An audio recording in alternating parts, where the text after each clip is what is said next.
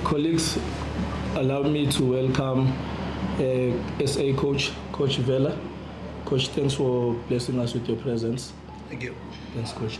Coach, another positive result. What was your game plan today? Look, if you noticed, we did not change the team that played against Botswana because we want to build up to the tournament.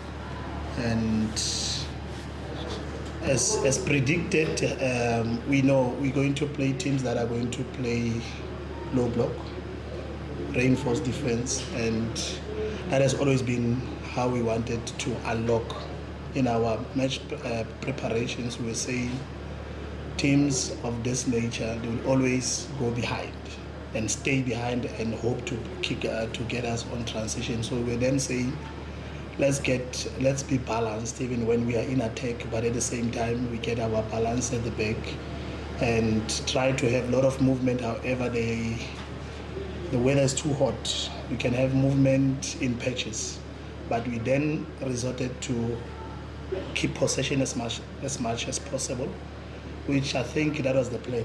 We wanted to keep the possession more. We wanted to have combinations. I'm not going to talk about the opponent that much. I'm not so sure what they told, whether to come and kick us or what, I don't know. It's something that I don't want to talk about. I can only talk about the team and how can we improve going forward. Coach, as much as you've just said, you don't want to talk about the opposition and the physicality. My next question was exactly about that. During the presser of our first game, you mentioned working on your boys' mindset, not to take things for granted and all of that. Was that part of the reason why today we saw your boys being kicked a lot but not really retaliating? Was that the part of your strategy?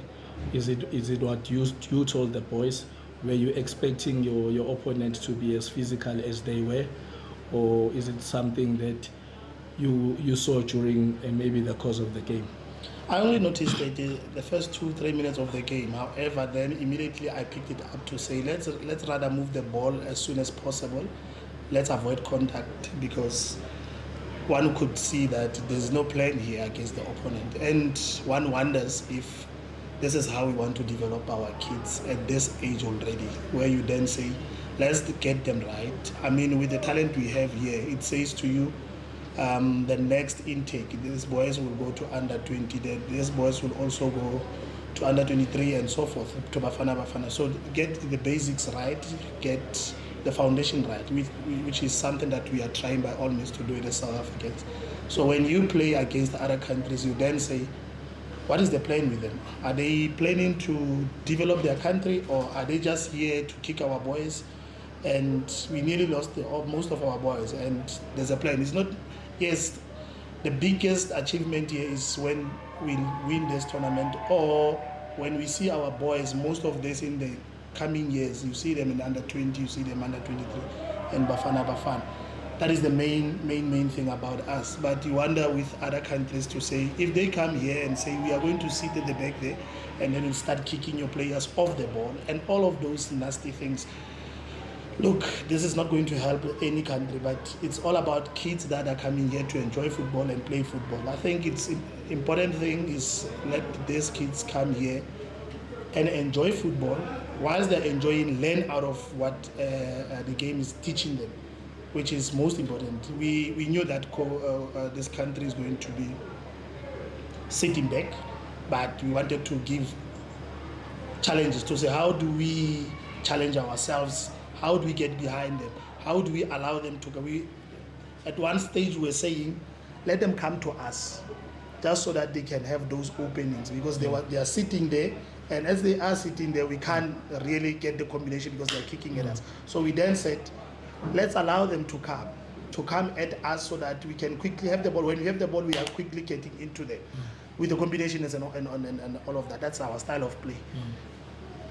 We want more of a better challenge than just being kicked off the ball and all of those things. It was not really a good game for us, to be honest. No, thanks, Coach. Colleagues, you have the floor. Coach, congratulations on the win. You've spoken about the approach being the same to try and keep possession and try to get behind them. In the first half, they made it very difficult for you. They kept it low block, very compact, and they gave you you had the ball. You were able to move it around, but unable to penetrate. In the second half, we saw a change. Londo went inside, Boy came outside, and we started to see a bit of openings. What was the approach? What did you say at halftime, and how did you change tactically to be able to get them out of those positions and be able to exploit the space they leave behind? We changed the system. It was unnecessary of us to still have 4 at the back when they are not really coming at us. So what we did was, let's have Sive out and give Malinga, and we went with the wingers, and then we said to Emile, let's isolate, play on the side, and you'll always have 1v1. Finish the 1v1, and then we get into the box, and then that was the approach, where we then say, let's go wide, create the situation of 1v1 on the side, because when we go into the combination inside, we were unable. They were kicking us off the ball. They made it very hard for us. So we are avoiding so many things, because this is just the beginning of the tournament. We still going to play Mauritius. We still want to get to the semi-finals. We still want to get to the finals. So we cannot afford to lose players at this time. So we're very mindful, but we said, let's play through our width and forget about playing inside, because it was really clustered inside, like you rightfully said. Very compact, but they forgot that we can also stretch it out and play through our width. Coach, I think the 7-8 minutes you made 4 substitutions with the score being 2-0. Usually in a game when you are leading 2-0 and you make 4 substitutions, the tempo normally drops. But I'm sure you'll be happy with the fact that your substitutions maintained the tempo, they kept going and even got it tells you a lot about the depth that you have in this team, that you are able to remove 4 starters and put in 4 other players and still have a go at the opponent. Yeah, you're right, because the thing is, the team was not coming at us. They were sitting there. So what do you do then? Even if you bring... They did not test us. They did not come at us. They were sitting right on their box there. So there's no need for us to keep all this. It's 2-0, very risky. If we were playing a good team, we will not do that. But with a team that doesn't really show any intentions of coming, so you then say, let's put out these ones for the next game, and then we bring others for the minutes as well. Colleagues, any further questions? Yeah, no, you must still go. Okay.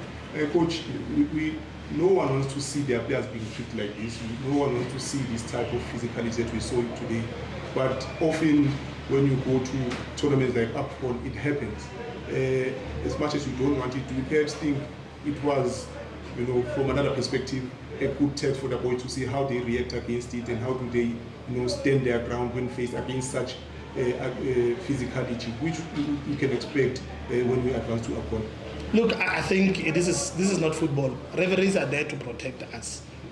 How do you correct off the ball incident? Referees are there to help and say, here is the card for you for doing this.